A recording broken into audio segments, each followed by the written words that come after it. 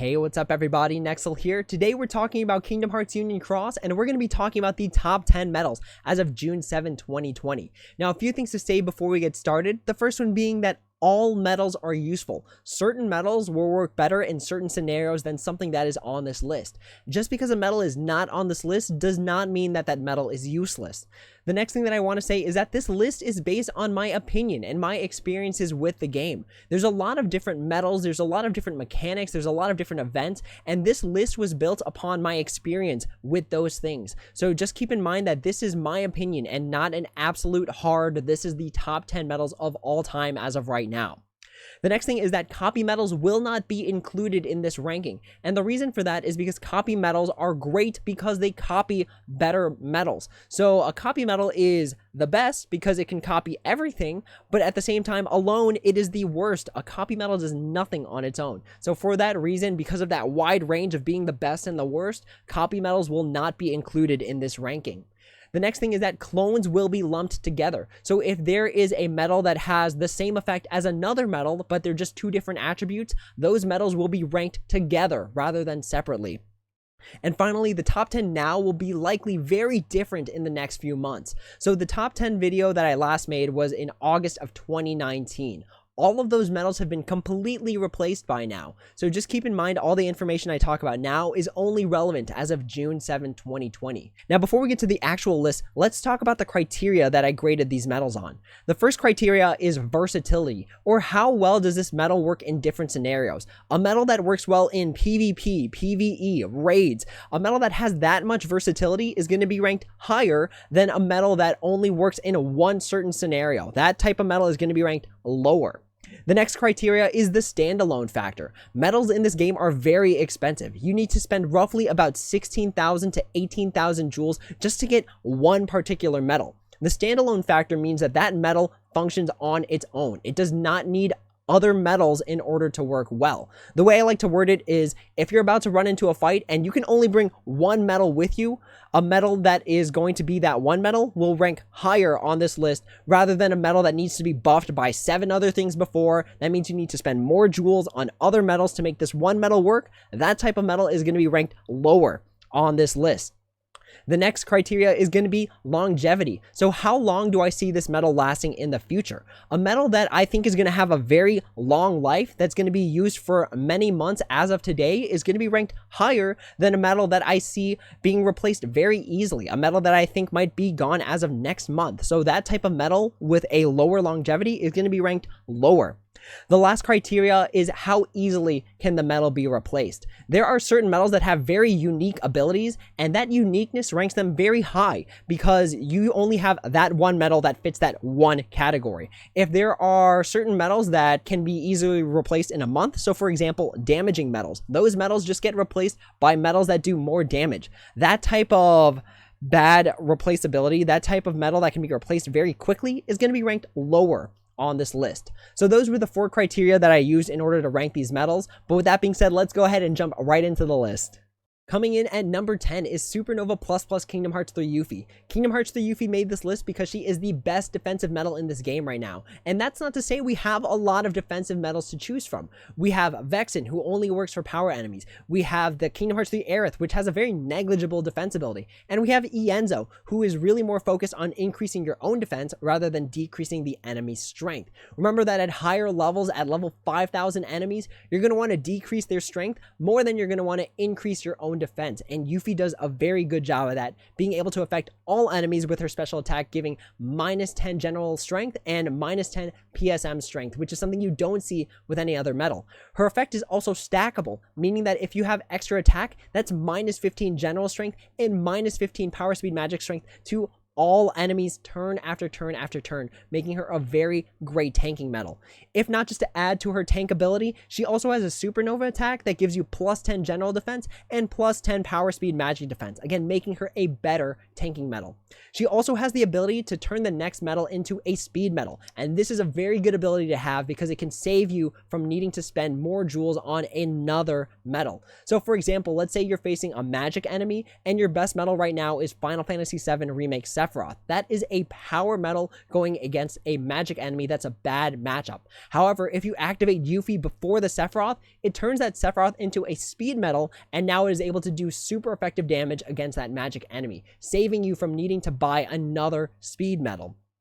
However, Yuffie does come with quite a few cons, the first one being that she doesn't give really any other buffs to yourself or debuffs to the enemy. All she has is a base metal strength increase for speed metals by 5,000, but that only lasts 3 attacks, which is a very, very weak ability. Not just that, but she also has a weak multiplier, being at 17.6 to 17.71, where we have metals that are cracking times 20 multiplier. So Yuffie has a lot of cons, but she's very, very unique with that defensive ability, and because of that, she is able to land the number 10 slot. Coming in at number 9 is Supernova ++ Strikeform Sora. Strikeform Sora earned the spot on this list because he is very unique. He's got great PvE and PvP utility. In terms of his uniqueness, he does 15 hits and is able to give you general strength increase and general defense down on the enemies. That's not something you see with a lot of metals, and when it comes to Proud Mode events where you can only use metals that have 15 or more hits, there aren't a lot that give that sort of buffing, so Strikeform Sora's got you covered in that very unique scenario. In terms of PvE, he is self-buffing, meaning that he gives himself all the buffs that he needs. He doesn't need to be prepped by something like Kingdom Hearts 3 Nominee before his activation. That ups his standalone factor, which was one of the criteria that I used to judge.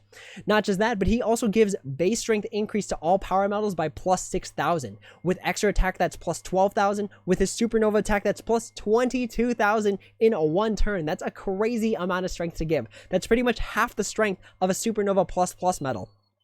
In terms of his other utility, he's got that next metal conversion into power, and remember, that's very good because it prevents you from needing to buy an additional power metal. It allows you to use a magic or a speed metal you already have and then just convert it to power with Strikeform Sora.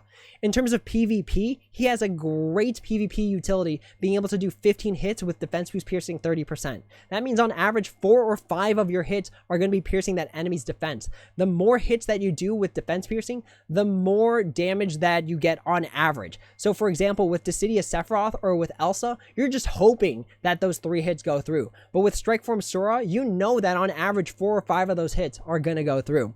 Not just that, but with a supernova attack, that's defense boost piercing 100%. That means all of the damage from the supernova attack is going to pierce through the defense. So even if you don't get a lot of defense from the special attack, you've got a lot of damage coming from the supernova attack.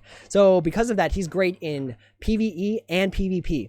However, he does fall short when it comes to the multiplier, having a 15.65 multiplier that goes as high as 19.89. That's a very low end and a very low high end. We have certain metals that have times 20, times 21 multiplier. So Strikeform Sora is pretty weak on the multiplier, and not just that, but his supernova attack is pretty subpar, being able to give you no buffs and gives the enemy no debuffs. We have a lot of supernova attacks that are able to give general defense down, or they rebuff all of your buffs to +15. Strikeform Sora's supernova attack doesn't give you any of that. However, because of his uniqueness and his utility in PvE and PvP, he earns this number 9 slot on this list.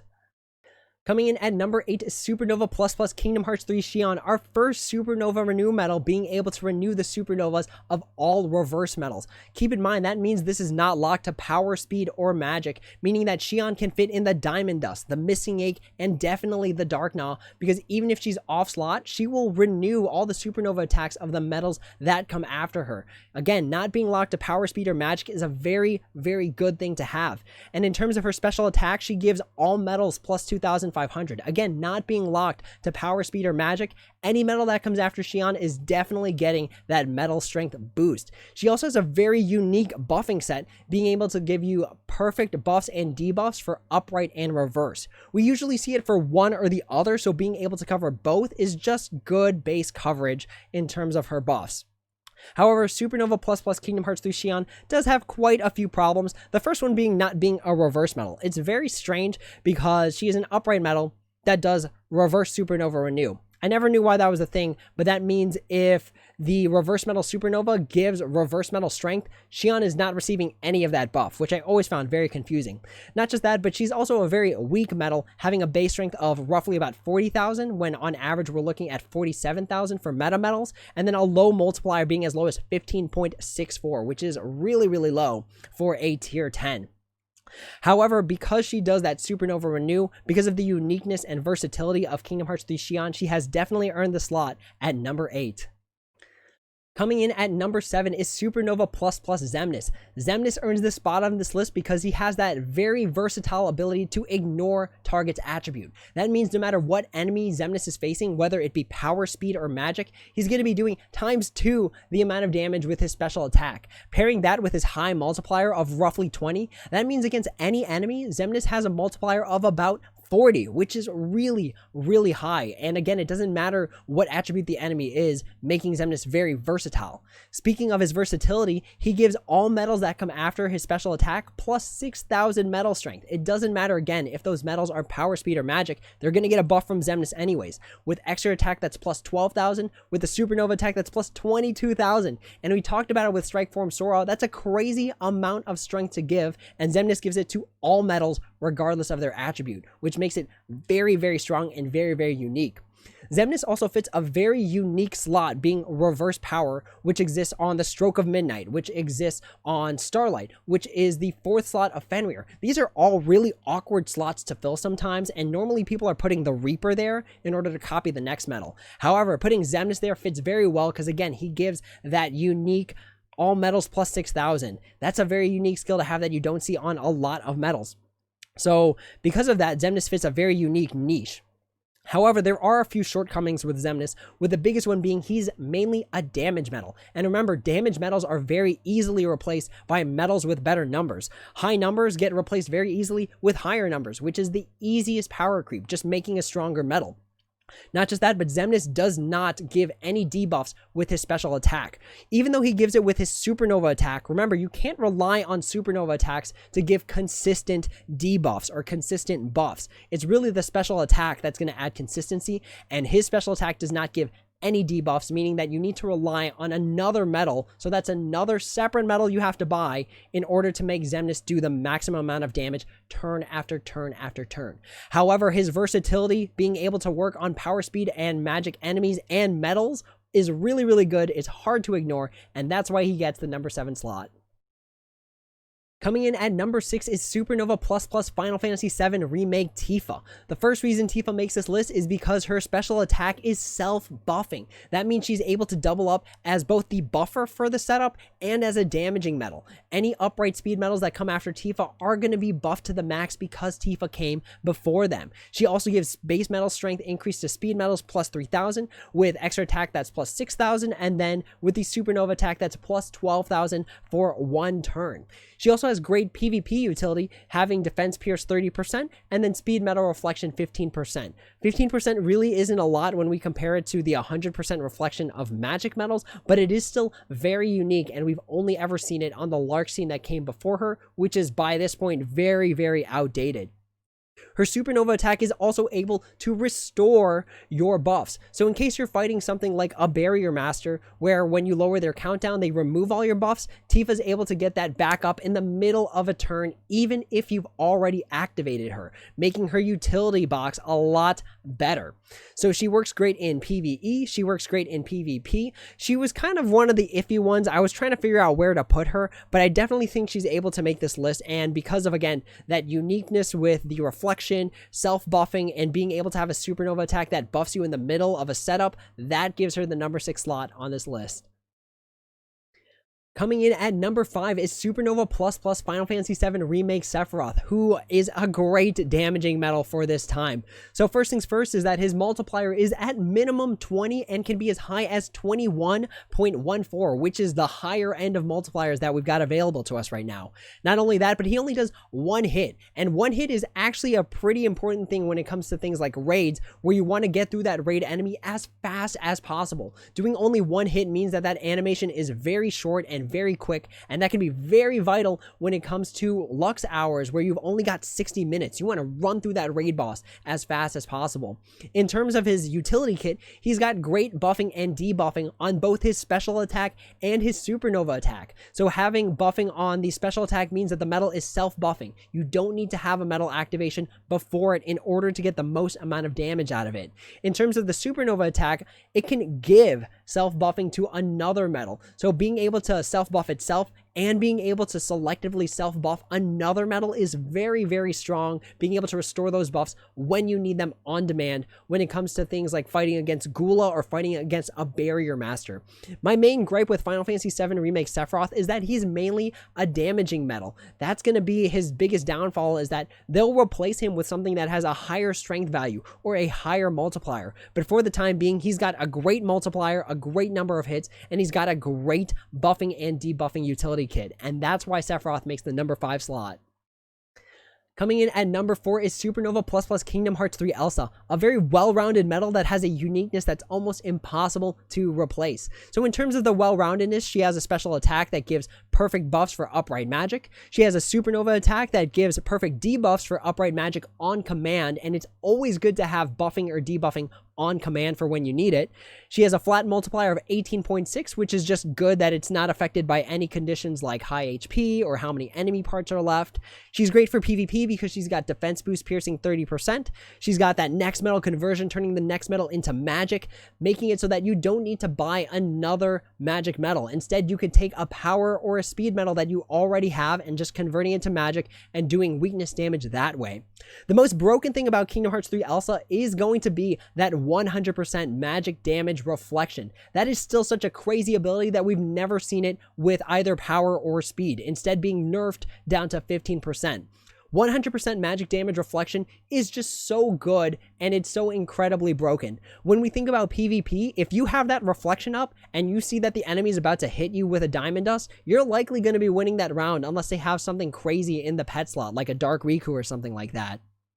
Having 100% reflection is great for PvP for that reason. It's great in PvE because when it comes to things like Colosseum, you have enemies in the tier 12 range that you're not doing any damage to, but they're doing damage to you. When you fight a magic enemy in those super high rounds, you might not be doing any damage, but they are gonna slam you with millions of points of damage. If you have Elsa's reflection up, the enemy is just going to eat that damage back. That's how some people rank really high in PvE in Colosseum, because they have 100% magic reflection. The utility is just so broken. It's so unique. The only other metal that has it is Kingdom Hearts 3 Anti-Aqua, but she got long replaced by Kingdom Hearts 3 Elsa. And because Elsa is just so good with that reflection ability, she earns the number 4 slot on this list. Coming in at number 3 is Supernova ++ Kingdom Hearts 3 Dark Riku, one of the best overall medals in the entire game right now. One thing that makes Dark Riku so good is that he's reverse, and I know that's a very general thing to say, but we've been coming into contact with a lot of enemies that you cannot use upright medals on. So the Big Bonus Challenge or the Leviathan Challenge, both of those require that you use reverse medals, and Dark Riku was a great pick during those fights.